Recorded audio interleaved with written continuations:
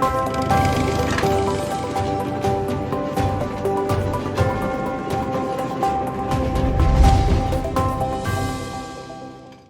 பிரச்சாரத்திற்கு திருச்சி மாவட்டத்திற்கு சென்றுள்ள முதலமைச்சர் மு.க.ஸ்டாலின் திருச்சி கிழக்கில் போட்டியிடும் திமுக வேட்பாளர் இனிகோ இருதயராஜுக்கு ஆதரவாக நடந்து சென்று காலையில் வாக்கு சேகரித்தார். திருவாரூரில் நேற்று தனது தேர்தல் பிரச்சார சுற்றுப்பயணத்தை தொடங்கிய முதலமைச்சர் மு.க.ஸ்டாலின் பிரச்சாரத்தை முடித்துவிட்டு நேற்று இரவு திருச்சிக்கு வந்தடைந்தார். அதனைத் தொடர்ந்து இன்று காலை காந்தி மார்க்கெட் பகுதியில் நடைபயிற்சி மேற்கொண்ட திரு ஸ்டாலின் அப்பகுதியில் நடந்து சென்று திமுகவின் திருச்சி கிழக்கு வேட்பாளர் இனிகோ இருதயராஜுக்கு ஆதரவாக வாக்கு சேகரித்தார். பின்னர் அங்குள்ள தேநீர் கடைக்கு சென்ற அவர் அமைச்சர்கள் கே.என். நேரு, அன்பில் மகேஷ் பொய்யாமொழி ஆகியோருடன் சேர்ந்து தேநீர் அருந்தினார். தோல்வி அடைவதற்காகவே தமிழ்நாட்டிற்கு தேசிய ஜனநாயக கூட்டணி வந்துள்ளதாக முதலமைச்சர் மு.க.ஸ்டாலின் திருவாரூர் தேர்தல் பிரச்சாரத்தில் விமர்சித்துள்ளார். சட்டப்பேரவைத் தேர்தலையொட்டி திருவாரூரில் கூட்டணி கட்சி வேட்பாளர்களை ஆதரித்து முதலமைச்சரும் திமுக தலைவருமான மு.க.ஸ்டாலின் நேற்று மாலை பிரச்சாரம் மேற்கொண்டார். அப்போது பேசிய அவர், திருவாரூர் என்றாலே திமுக ஊர் என்பதால் இங்கிருந்துதான் பிரச்சாரத்தை தொடங்கியதாகவும் திருவாரூர் மாவட்டத்திற்கு பல்வேறு வளர்ச்சித் திட்டப் பணிகளும் நடத்தி கொடுத்ததாகவும் தெரிவித்தார். மேலும் திருவாரூர் மாவட்டத்தை உருவாக்கியவர் கலைஞர் கருணாநிதிதான் என்றவர், மீண்டும் ஆழித்தேரோட்டம் நடக்க காரணமாக இருந்தவரும் கருணாநிதிதான் என பெருமிதம் கொண்டார்.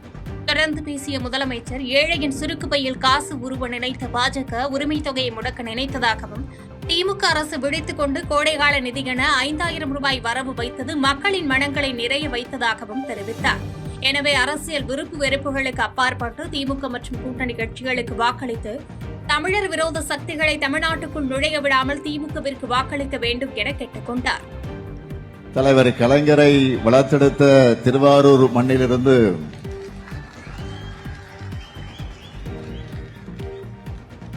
திராவிட முன்னேற்றக் கழகத்தின் தலைமையில் அமைந்திருக்கக்கூடிய மதச்சார்பற்ற முற்போக்கு கூட்டணியின் வெற்றிக்கான பிரச்சாரத்தை பரப்புரையை தொடங்குகிறேன். திருவாரூர்னா அது திமுக ஊர். அதனால நான் இங்கிருந்து தொடங்குகிறேன். தமிழக மக்களையும் பெண்களையும் பாதுகாக்க தவறிய திமுகவை ஆட்சியிலிருந்து அகற்ற வேண்டும் என தேர்தல் பரப்புரையில் அதிமுக பொதுச் செயலாளர் எடப்பாடி பழனிசாமி கேட்டுக் கொண்டார். விருதுநகர் மாவட்டத்தில் தேர்தலில் போட்டியிடும் தேசிய ஜனநாயக கூட்டணி வேட்பாளர்களை ஆதரித்து தேர்தல் பிரச்சாரம் மேற்கொண்ட அவர் சிவகாசி பேருந்து நிலையம் முன்பு அதிமுக வேட்பாளர் ராஜேந்திர பாலாஜியை ஆதரித்து பேசினார். விருதுநகர் மாவட்டத்தில் பட்டாசு தொழிலுக்கு நெருக்கடி ஏற்பட்ட போது அதிமுக டெல்லி சென்று அந்த துறையின் அதிகாரிகளை சந்தித்து பட்டாசு தொழில் பாதுகாக்கப்பட வேண்டும் என வலியுறுத்தியதாகவும், முந்தைய அதிமுக அரசு உச்சநீதிமன்றத்தை நாடி பட்டாசு தொழில் பாதிக்காமல் இருக்க நடவடிக்கை எடுத்ததாகவும் கூறி வாக்கு சேகரித்தார். மேலும் விருதுநகரில் முந்தைய அதிமுக அரசு மருத்துவக் கல்லூரி தொடங்கிய நிலையில் அதற்கு திமுக அரசு ஸ்டிக்கர் ஒட்டி வருவதாகவும், ஏழை மாணவர்கள் மருத்துவ படிப்பில் சேருவதற்கு கடந்த அதிமுக ஆட்சியில் 7.5% உள் ஒதுக்கீடு கொண்டுவரப்பட்டதாகவும் தெரிவித்தார். தொடர்ந்து பேசிய எடப்பாடி பழனிசாமி, தமிழகத்தில் கொலை, கொள்ளை, போதை, பாலியல் தொல்லை என சட்டம் ஒழுங்கு சீர்குலைந்துள்ளதாகவும், தமிழக மக்களையும் பெண்களையும் பாதுகாக்க தவறிய திமுக ஆட்சி அகற்றப்பட வேண்டும் என்றார். தீப்பெட்டி தொழில், அந்த தொழிலும் இந்த பகுதியில் இன்றைக்கு சிறப்பாக செயல்பட்டு இருக்குது. பட்டாசு தொழிலும் தீப்பெட்டி தொழிலும் மிக சிறப்பாக செயல்பட்டு கொண்டிருக்கிறது. இன்றைக்கு இந்த பட்டாசு தொழிலுக்கு ஒரு நெருக்கடி வந்தது. அப்பொழுது நெருக்கடி வந்த பொழுது திரு ராஜேந்திர பாலாஜி அவர்கள் அமைச்சராக இருந்த காலகட்டத்தில், நான் முதலமைச்சர் இருந்த பொழுது மத்தியிலே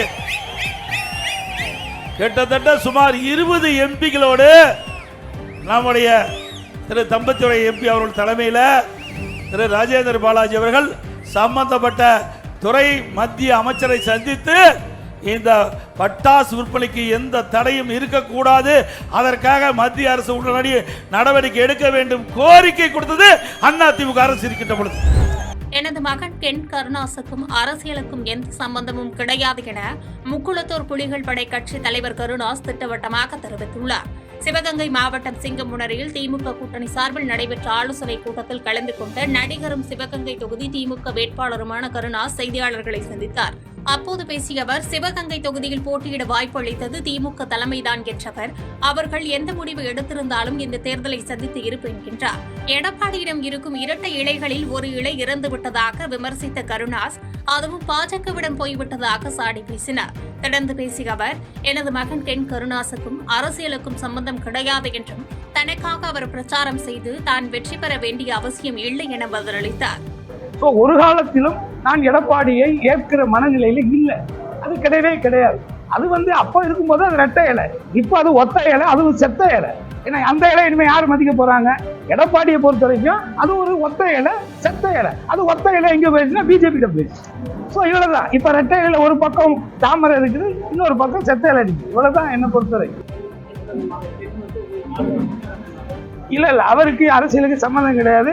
அவர் பிரச்சாரம்லாம் பண்ணி எல்லாம் நான் ஜெயிக்கணுங்கிற அவசியமும் கிடையாது.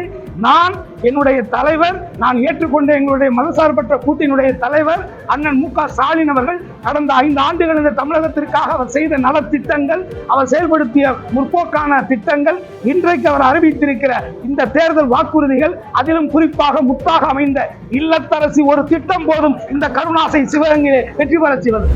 பங்குனி உத்திரம் பௌர்ணமி திருநாளை முன்னிட்டு திருப்பரங்குன்றம் சுப்பிரமணிய சுவாமி திருக்கோவிலில் ஆயிரக்கணக்கான பக்தர்கள் குவிந்தனர். பங்குனி உத்திரம் பௌர்ணமி திருநாளை முன்னிட்டு அறுபடை வீடுகளின் முதல் படை வீடான திருப்பரங்குன்றம் சுப்பிரமணிய சுவாமி திருக்கோவிலில் இன்று அதிகாலை முதலே பக்தர்கள் கூட்டம் அலைமோதியது. திருக்கோவிலில் பங்குனி உத்திரத்தை முன்னிட்டு சுப்பிரமணிய சுவாமி தெய்வானைக்கு சிறப்பு அபிஷேகம், அலங்காரம் செய்யப்பட்டதைத் தொடர்ந்து காலை 5 மணி முதல் வழிபாட்டிற்காக பக்தர்கள் கோவிலுக்குள் அனுமதிக்கப்பட்டனர். இதனால் பல்வேறு பகுதிகளிலிருந்து ஆயிரக்கணக்கான பக்தர்கள் கோவிலுக்கு வருகை தந்ததால் காத்திருந்து சாமி தரிசனம் செய்யக்கூடிய சூழல் ஏற்பட்டது. செய்திகளை உடனுக்குடன் தெரிந்து கொள்ள கீழ்க்கண்ட கேபிள் மற்றும் டிடிஎச் நெட்வொர்க்குகளில் எம்நாடு செய்தி தொலைக்காட்சியை காணுங்கள். பாதகம் செய்பவரை கண்டால் நாம் பயம் கொள்ளலாகாது பாப்பா. மோதி மிதித்துவிடு பாப்பா, அவர் முகத்தில் உமிழ்ந்துவிடு பாப்பா. அண்மை செய்திகளை உடனுக்குடன் தெரிந்து கொள்ள இணைந்திருங்கள் எம்நாடு தொலைக்காட்சியுடன்.